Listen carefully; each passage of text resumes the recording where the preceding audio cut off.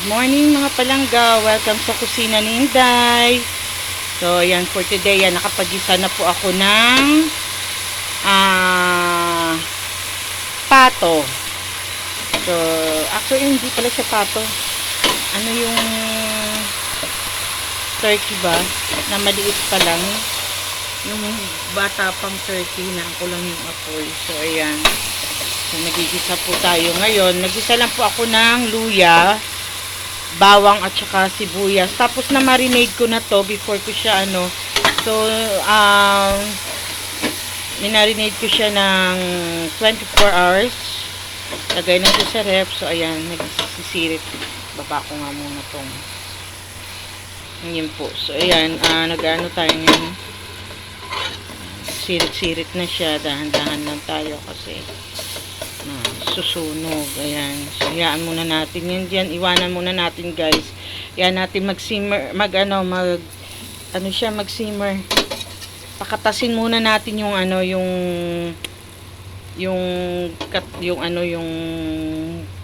turkey natin. Tapos, saka natin lagyan ng tubig. Ang gagawin ko lang siya, guys,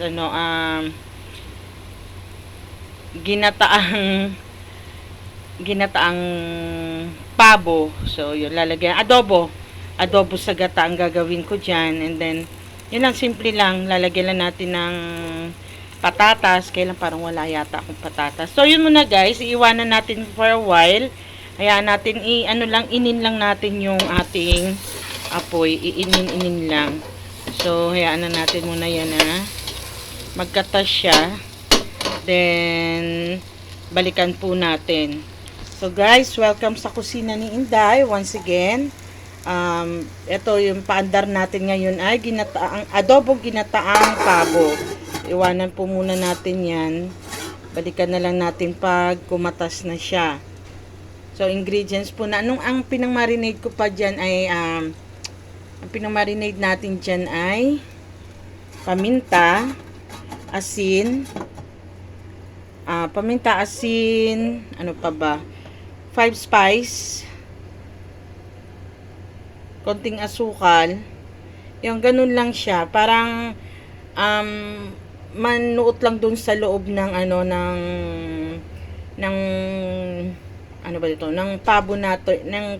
pabo natin yung ating mga spices na nilagay doon sa kanya. So, ayan, hintayin lang po natin yan na mag-simmer, and then pag medyo nagmamantika na uli siya, kasi lalabas po yung katas dyan ng karne, and then magmamantika siya.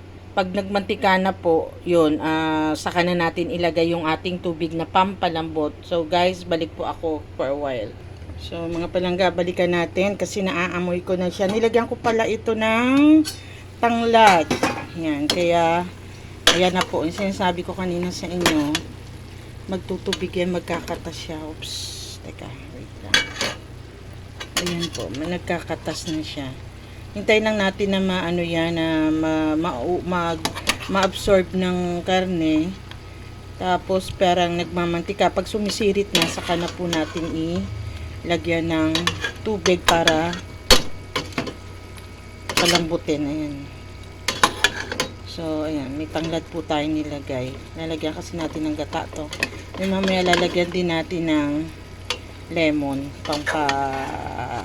Pampawala ng lansa. Ito rin yung tanglad. Pampaano rin yan. Pampawala ng lansa.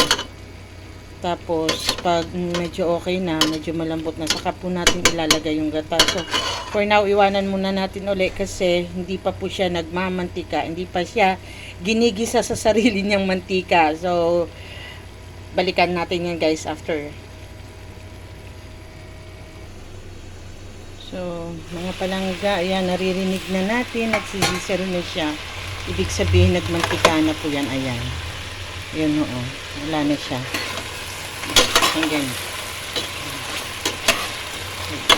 So, this time, pwede na natin ilagay yung ating sabaw. Guys, lalagyan din pala natin siya ng slice of lemon. Slice and a half. Kasi hindi ko siya, ayoko naman masyadong ma-overpower yung lasa ng adobo ng lemon. So, yung meron lang tayong konting nararamdaman na lemon dyan. Okay na po yan. So, ayan po. Ilalagay na ho natin ng mix-mix na natin muna before natin lagyan ng sabaw para na ano po yung mantika dun sa mga nakapaibabaw. Ayan. Okay na po yan. This time, pwede na natin ilagay ang ating sabaw. Enough lang to cover yung ano, yung ating turkey, tapos para mapalambot. Ngayon nasa atin po kung gusto natin na mas masarsa. Masarap naman talaga kasi ilagay sa ano, sa kanin pag masarsa. Ayan. Just to cover lang, and then para tama lang siya hanggang sa lumambot. Although batang ano po ito ha, yung murang turkey, yung murang pabo. So ayan po, hintay lang, pakuluan lang muna natin siya. Nilakasan ko na ng konti yung ating apoy, nasa high. And then pag kumulo na po, saka natin baliktad. Medyo muna siya, pag kumulo na saka natin i-high. Tapos pag yung mga after 10 minutes, i-medium natin siya uli para yun yung unti-unti lang niyang nilalabas yung kanyang i-absorb niya pala yung lasa ng ating mga ingredients. So wala muna tayong ilalagay dyan na asin, paminta or whatsoever kasi may timpla na po yung ating turkey. So pag konti na lang yung kanyang sauce, yung sabaw niya konti na lang, halos sauce na siya, saka ho natin tikman, dagdagan yung kulang. Mas maigi ho magdagdag tayo kaysa sobra yung ating inilagay noong una, hindi na ho natin yun mababawi. So guys, iwanan muna natin yan ganyan, takpan natin, then balikan natin pag kumulo, saka natin ihahay yung ating apoy. Guys, let's check it kung ano na nangyari. So ayan na po, nag-reduce na ang ating tubig. So, medyo reduce po natin. Marami pa po yan. Tama lang yan na lumambot siya. Gagawin kasi dito, yung sauce na siya. Ayoko nung, medyo sabaw-sabaw. Pero, magtitira ako nito. Para kay tatay, may kuha lang ako ng sabaw para sa kanya. Kasi, pwede naman siya rito. Basta yung breast part lang at walang balat. Since inaalaw naman sa kanya ang manok. So, okay lang po yun. O, yan mga palangga. Balikan natin siya yan. Ang ating apoy ay, di ba, mahina, tapos nilakasan, and then hininaan ko na uli siya. Ayan po, naka-medium na lang yung apoy natin. Hayaan lang ho natin nakaganyan yan siya. So, balikan natin yan pag medyo patuyo-tuyo na siya ng konti.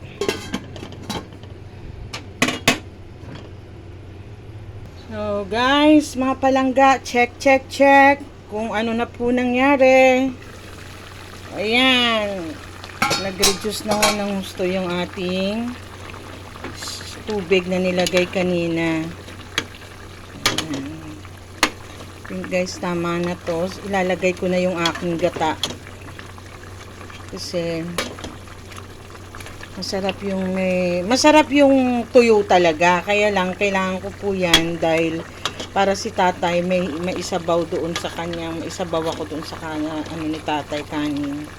Pero okay na yan. Malambot na rin yung ating karne, hindi na siya lumalaban, kaya ilalagay ko na po yung ating gata. Guys, kaya pala siya madilaw, nilagyan ko siya ng turmeric powder. Masarap kasi pag may turmeric powder. Kung may fresh, maganda din po, mas masarap yun. Tapos ito na po yung ating ilalagay na gata. Galing po ito sa freezer. Naka-freezer siya, tapos binaba ko siya kagabi, sa may ref. So, nato na po yan, malambot na, hindi na po yan nagyayelo. So, hayaan ko lang po muna yan dyan. Wag ho natin tatakpan pag naglalagay tayo ng gata. Wag natin tatakpan para hindi magbuo-buo yung ating ayun, may konti pa pala natirang nag-a-ice. Wag natin natin siya tatakpan para hindi po mag-curdle yung ating gata. Kasi usually nag-curdle yan eh. Sayang kasi. Lagyan natin. Sayang yung gata.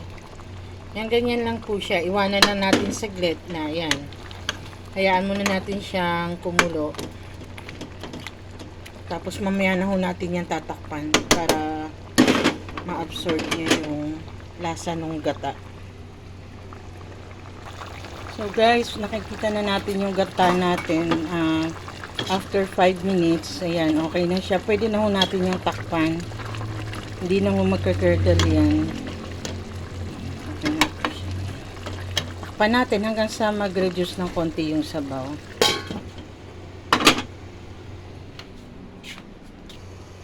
Mga palangga, check na natin. So, ayan. Malapot na yung ating sabaw. So, okay na po yan. Patayin na natin yan. Tapos, serve na natin with chili. Hindi ko kasi nilagyan niya ng siling haba kasi maanghangan si tatay. Mamaya ako na lang sa sarili ko na lang. So, yan guys. I hope you have learned something today. So, hindi ano po yan. Ito na po yung ating adobo sa gata na pabo or turkey. So, thank you for watching guys. I hope you enjoy. Please subscribe na rin po. Please hit the notification bell para po lagi kayong ma-update sa mga pasabog sa kusina ni Inday. So, yan muna guys. Thank you. Please don't forget to share and subscribe. Bye!